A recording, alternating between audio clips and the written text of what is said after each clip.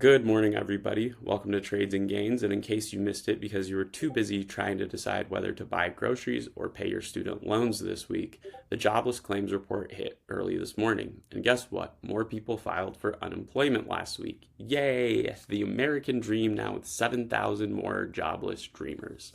So here's the deal. Initial jobless claims rose to 226,000 last week. That's the highest level in a month. But don't worry, the government swears the labor market is quote unquote stable.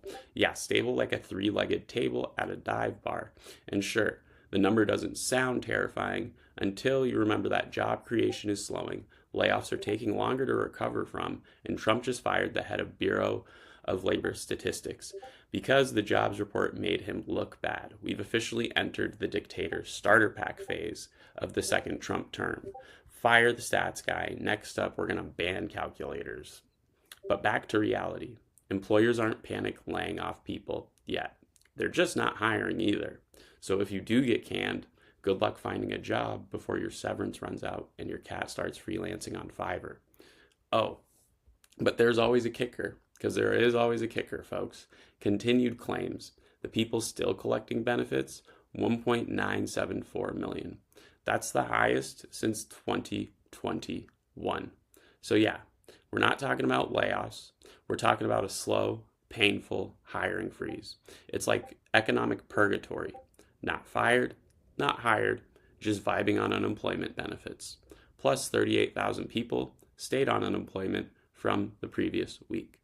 This isn't attrition, this is a trend. But hey, we got to sprinkle in some good news, right? Like a little cinnamon on top of your garbage latte. Worker productivity up 2.4% in Q2.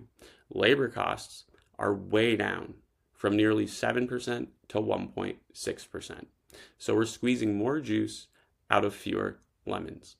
Classic capitalism. Your boss just got a productivity bonus because Karen from accounting had a panic attack, but guess what? She still met her deadline. Output is rising, costs are falling, and that's good for profits. Wall Street sees that and says, delicious. And stocks print money like an ATM.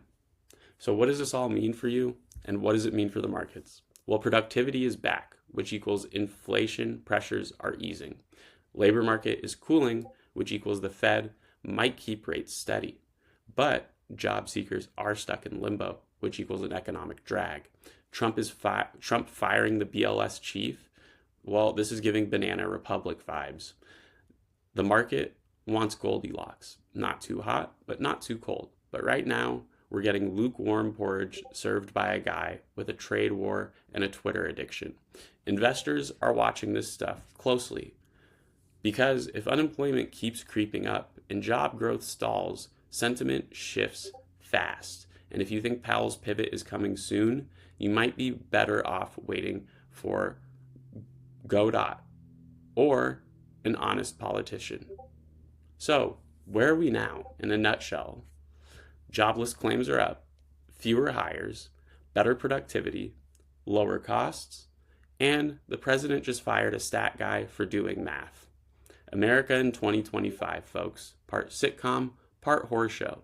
If you like your economic analysis with a little sarcasm and a lot of honesty, make sure to hit that like button, subscribe, and let me know in the comments. Are we heading for a soft landing or just soft denial?